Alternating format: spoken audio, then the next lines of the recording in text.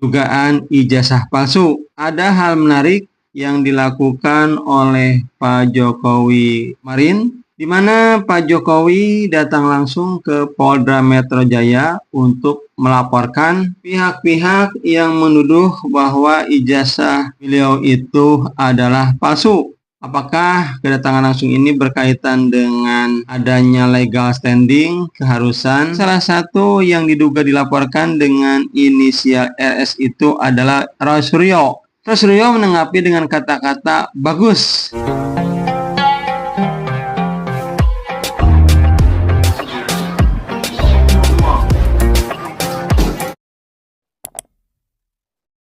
Assalamualaikum warahmatullahi wabarakatuh.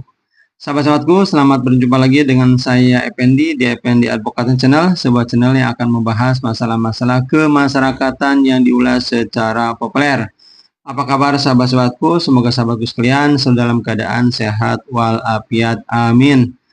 Sahabat-sahabatku, mari kita lanjutkan tentang dugaan ijazah palsu Pak Jokowi. Ada hal menarik yang dilakukan oleh Pak Jokowi kemarin, di mana Pak Jokowi datang langsung ke Polda Metro Jaya untuk melaporkan pihak-pihak yang menuduh bahwa ijazah beliau itu adalah palsu. Ini tentu menarik sahabat-sahabatku. Biasanya Pak Jokowi ini kalau menghadapi perkara atau melaporkan perkara tentu dilaporkan oleh pihak lain atau pendukungnya atau simpatisannya.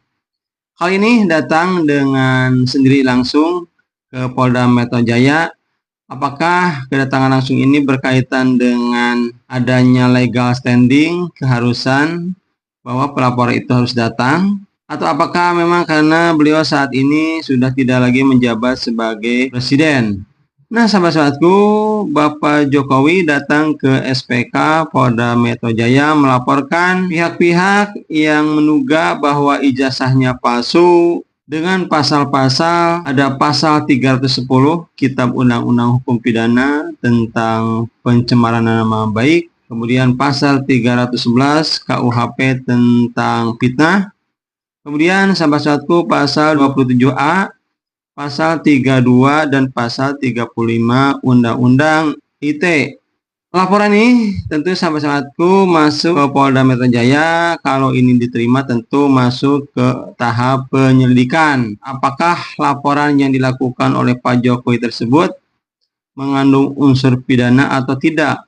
Perlu dilanjutkan atau tidak? Tentu ini ada bab lain dalam penyelidikannya. Nah, sahabat-sahabatku, adapun yang dilaporkan namanya masih inisial, ada RS, kemudian ada RS juga, 2 kali RS-nya, kemudian ada T, kemudian ada ES, kemudian ada KT. RS ini ada yang mengatakan bahwa Roy Suryo, kemudian RS yang kedua adalah Rismon Sianipar, kemudian Dr. Tipa, kemudian Egy Sujana. Nah, sahabat-sahabatku, salah satu yang diduga dilaporkan dengan inisial RS itu adalah Roy Suryo. Ada yang menarik yang disampaikan oleh Roy Suryo terhadap pelaporan terhadap dirinya. Roy Suryo menanggapi dengan kata-kata bagus. Jadi, menurut Roy Suryo, pelaporan yang dilakukan oleh Pak Jokowi sendiri ke Polda Metro Jaya adalah bagus.